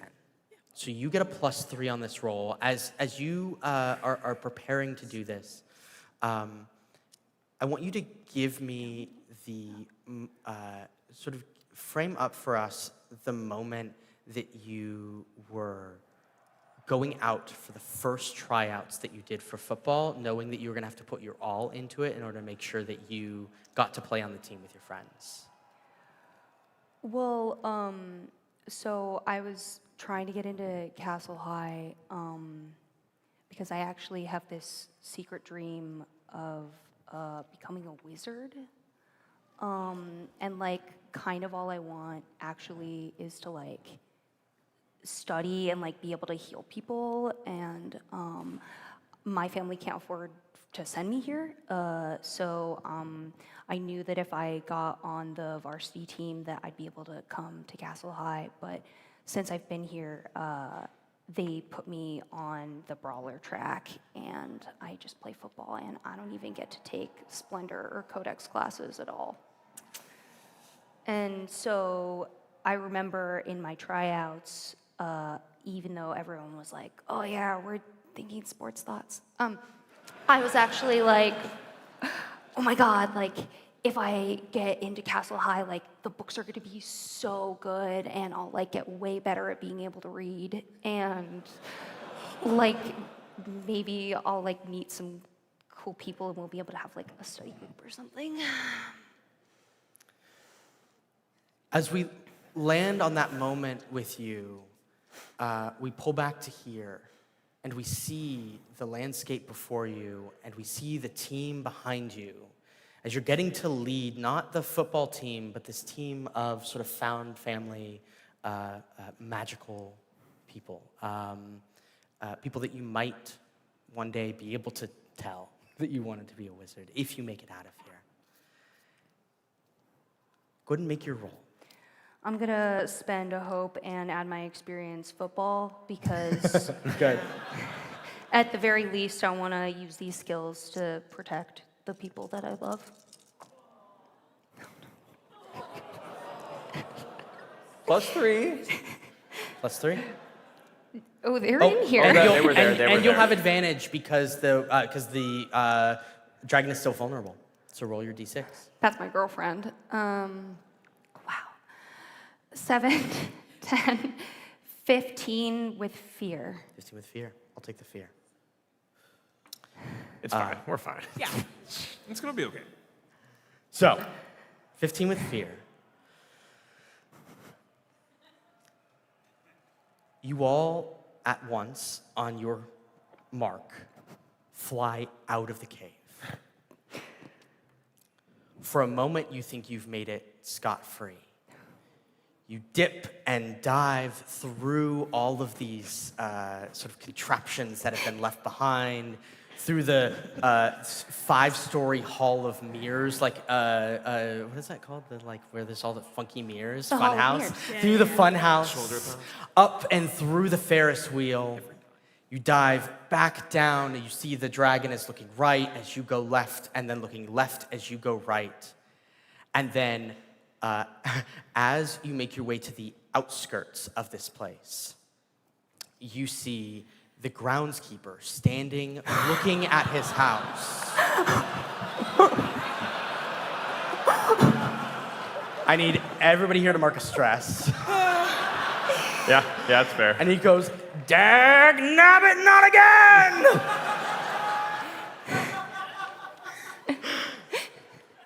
And the dragon takes off at the sound of this and swoops down, and you barely dip below the edge of the skyland as you hear the cry of the dragon again searching for you. We cut to Stern Tower. There is a massive sort of tower with windows that are all barred. There are older students that have been tasked with watching for all of you getting Narcs? back. Narcs? been tasked with watching for kids trying to sneak out. Gonna tell on me? But all of you sneak out and sneak back in. It's kind of your thing here. Looking to the sneaky one here, the goth. What are you? Maybe the two of you. What have the two of you figured out about this place that makes it much easier for you to sneak in and out of Stern Tower? I feel like Ruby is quiet. Yeah, I feel like he sort of is stature-wise and general like position in the hierarchy. People don't pay that much attention to him. Yeah. So I think that he's not good with people, but he is like he's an observer. Yeah. He knows like the times that people leave, when the halls are the busiest. I think that he is more into examining that sort of like ebb and flow of people, and that's how he like goes around. Does that make sense? Yeah, so we see you watching sort of the guard patrols that are happening here and giving everybody the go. As we come over to you, you see your friend Ruby doing this. What are you doing as Ruby's watching out for the guards to get the three of you in safely? I'd say Evan spends a lot of his time looking for where the least light is to just hang out. Yeah. And so he knows the spaces where like the sconces and light sources are the dimmest and the easiest to just not be noticed by the other kids because I'm too cool for them. So I'm like, okay, so if we're doing the timing thing on this. In 3 minutes, Yeah. that weirdo comes over here, passes here, and leaves. We have to wait till then. Okay, yeah. Right between the two vending machines, there's like no light at all, and there's a little pathway back there that goes behind the teacher's little hangout area. There's absolutely no light there. So I think if that's a pretty good path, the timing's right. I love that. I'm going to have you make a roll for me here as you guide everybody towards this spot. What do you think you would use here? What trait do you think you'd use? I think for this, I'd probably go with knowledge, since I'm recalling this information from my previous experience, even though it's not one of my high traits. Go ahead and take advantage, because you guys do this all the time. Okay. I will also spend a hope to use my poetry and darkness experience. Oh, yeah, very good. There it is. Excellent. So it's not only am I showing you where these places are, but I'm also like, if you notice, the rain has stained the edges here, and it looks like the actual stonework is weeping. Evan has now talked to Ruby for more than like 3 sentences in a row, so Ruby is like this is catching him off guard. Am I rolling too? Oh, no, you're good. You're good. We're going to just do this one roll. Oh, all right. That is a 19 with fear. Oh, amazing. Okay, so you all, with the help of these two, are able to make it back inside of your dorm room. You all kind of share there's a common room that you all have together, and then your own dorms sort of sprocket off of that. And as you all make it back into the dorm safely, coming into the barred windows, knowing how to magically unlock it, sneaking into the hallway, knowing where to put your backs against the wall, there's there's a ghost that moves by you as you all are Steve. hiding. Hi, Steve. Steve goes, shh. Oh, he keeps moving. It's a very quiet ghost, as in the ghost likes it quiet. Right. You all pull up on one of the floor panels, and there's a staircase that goes down into where your dorm room is, where your common room is. And as you all descend into there, on the roll with fear, you see Dean Lesher, who is the dean of your tower, who is sitting by the fire, having a heart-to-heart conversation with Simon.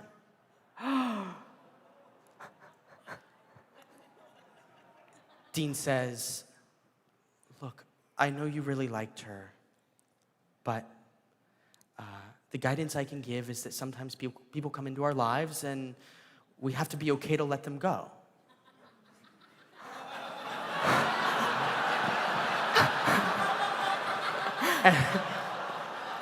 and No, I need this pain. and It's everything I am now. Simon goes, but she left me for Damien, and Damien's so much cooler, and I don't know, I'm so depressed.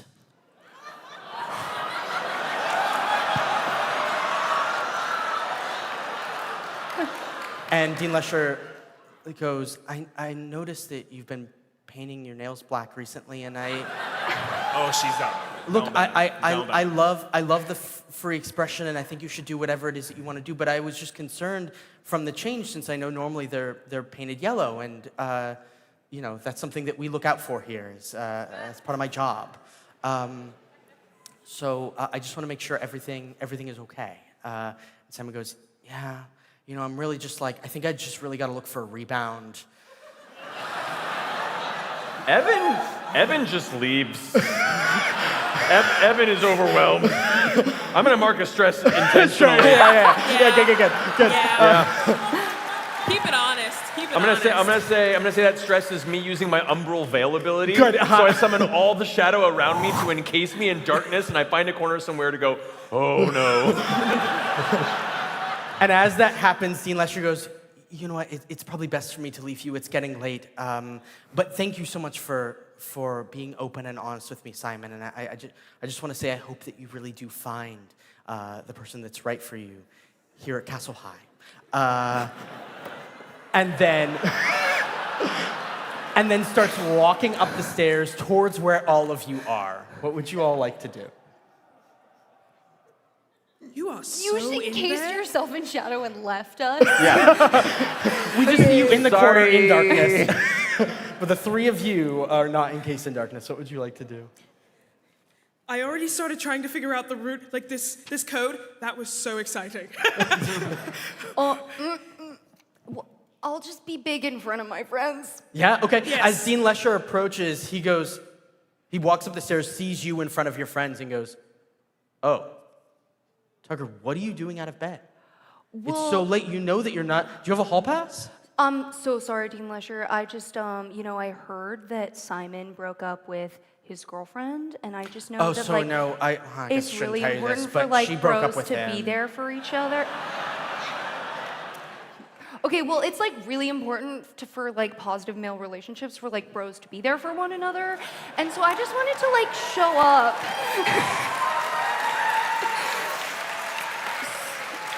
So he could show his, totally authentic self. This is your common room. Which means you're coming from somewhere that's not your bedroom. Yeah, so, football? I need you to make a presence roll for me here.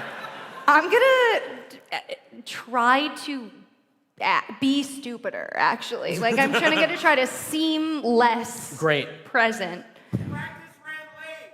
Practice ran late. Fuck, that was right there. Uh-huh, it's okay.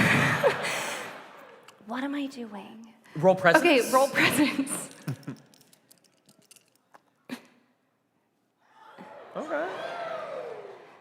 Okay. 15 with hope. Great, take your hope. That is a success with hope. So, practice ran late. I'm so sorry that I'm showing up for my good buddy, after the clock. He looks at you, then he looks at the two of you. With that 15 with hope, he goes, and you two were there for... I have the quickest change. Please, hurry. I'm just going to barrel past and act as if I am quickly trying to get back to my show. Dean Lesher says, all of you need to get to bed. Hey, you got a big game coming up. And lots of people are counting on you, Tucker. So I know that you're practicing late, but I need you in the future to really think about whether it's better to put more time in now and get less sleep, or to actually take care of your body, take care of your mind, and get some rest. Thanks, man. That's actually a really thoughtful and nuanced approach to this pep talk. I think me, Matt, needed to hear that. Yes, I, Rowan, marked a stress, for sure. I actually gain a hope. As that happens, you see a kid go running past in the hallway down further from you, maybe 20 feet or so, streaking with a magic sort of blurred out section on their crotch. And they go, Castle High! void! And they go straight into the hallway, and Lesher goes, no, God! Damien! Damien. So cool. This is cool. Goes running past, and you see, who was the one that they were dating? Was it Danielle? Janine. Janine? Janine falls back, just sort of shaking her head and laughing as Lesher passes all of them by.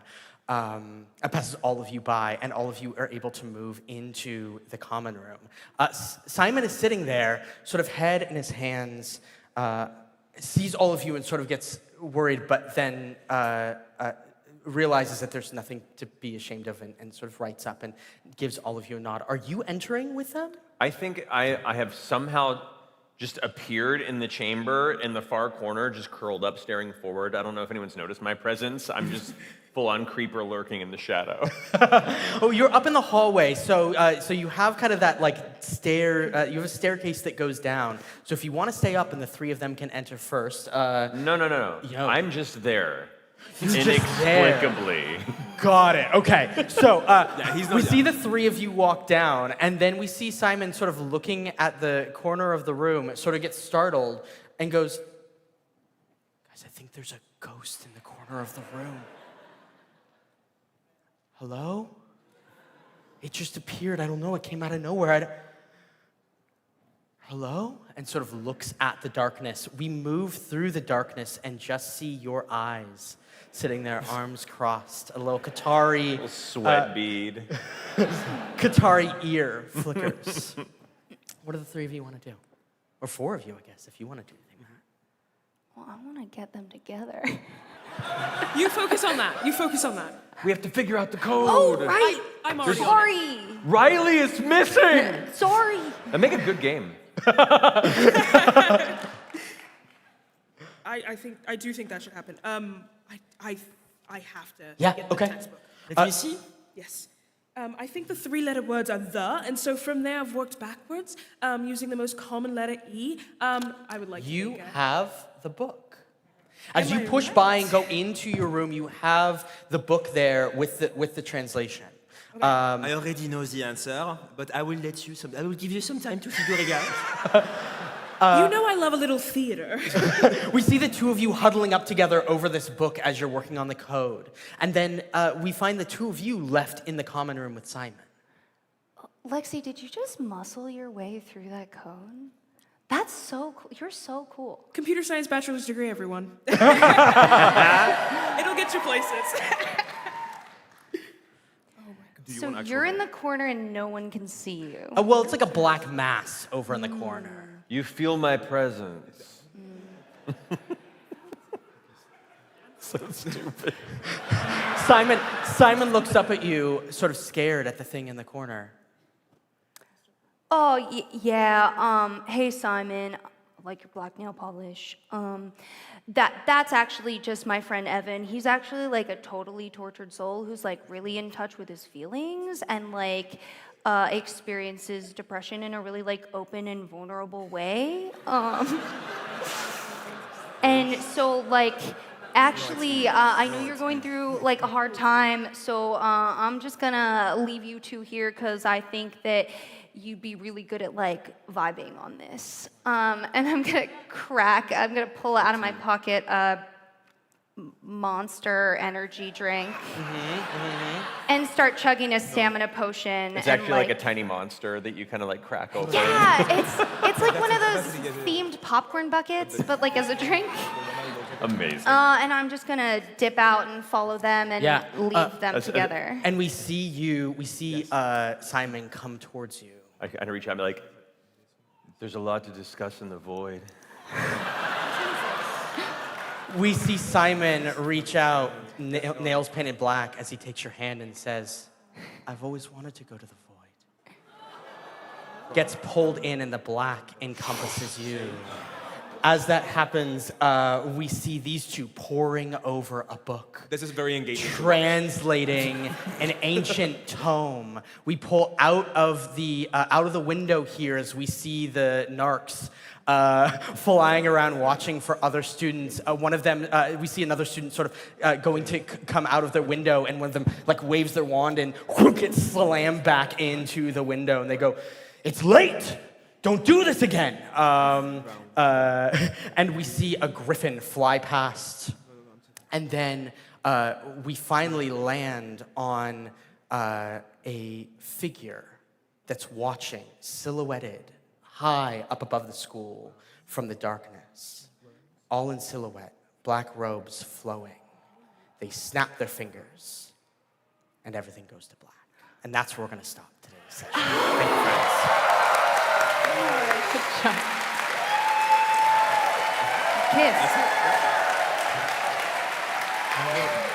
So, I want to give you a code as somebody who, have you figured it out? we're on the last word. Oh, it Thanks, reads, everybody. It reads, from the hidden root grows the eternal bee. The eternal bees. exactly. The eternal branch is what it would have been, and anyway, there's more. We can do more. Anyway, thank you, friends. That's all.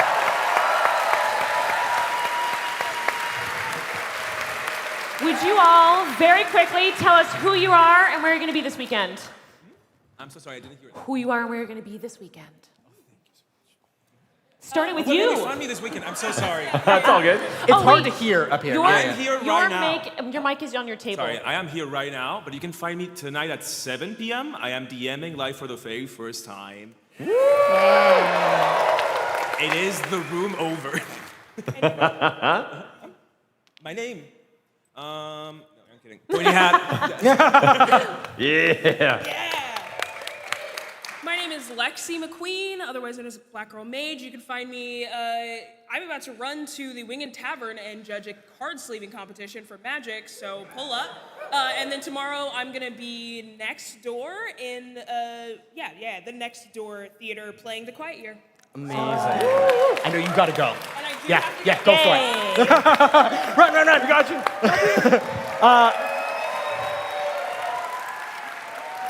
I'm Spenser Starke. Thank you, buddy. You can find us at the booth at 1 doing signings today. So that will be us. I'll also be Oh, at 3? At 3. at 3 for them. I'll also At times a weird soup. I'll be playing tonight in Acquisitions Inc. Yeah! Super proud, super excited to come join these fun folks for a fun story. Yeah. And then I'm going to kick you two off. I'm going to keep you because we have one more announcement to make very quickly. Oh, yes. We're out of time. Goodbye. Can I have Get outta Jeremy here. Crawford come back out on stage?